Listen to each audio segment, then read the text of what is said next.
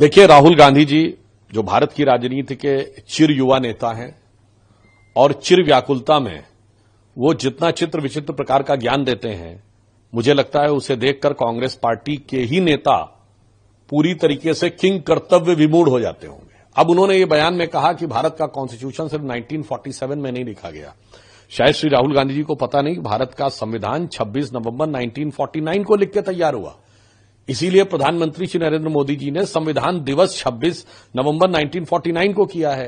संभवतः ऐसे ही भटके हुए नौजवानों को समझाने के लिए संविधान दिवस की आवश्यकता थी और कांग्रेस उस संविधान दिवस का स्वागत नहीं करती थी और प्रकारांतर से विरोध करती थी। अब यह समझ में आ रहा है कि उनकी संविधान के प्रति समझ कितनी सतही और हल्की थी।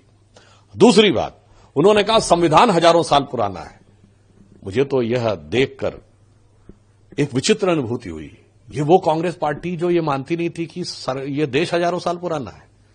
ये तो वो लोग कहते थे कि ये देश मुगलों ने आके बनाया, एक किया, या अंग्रेजों ने आके एक किया।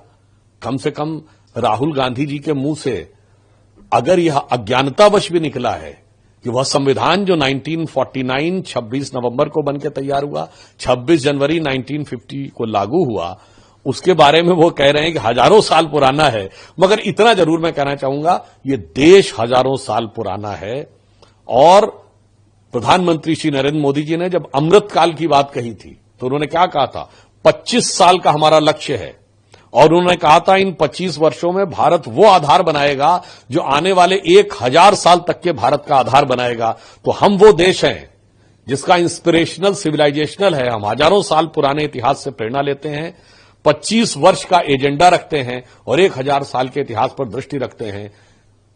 कांग्रेस की सोच और कांग्रेस का जो कंफ्यूजन है वो कांग्रेस पार्टी की नीतियों से लेकर अब राहुल गांधी के बयानों तक में दिखने लगा है।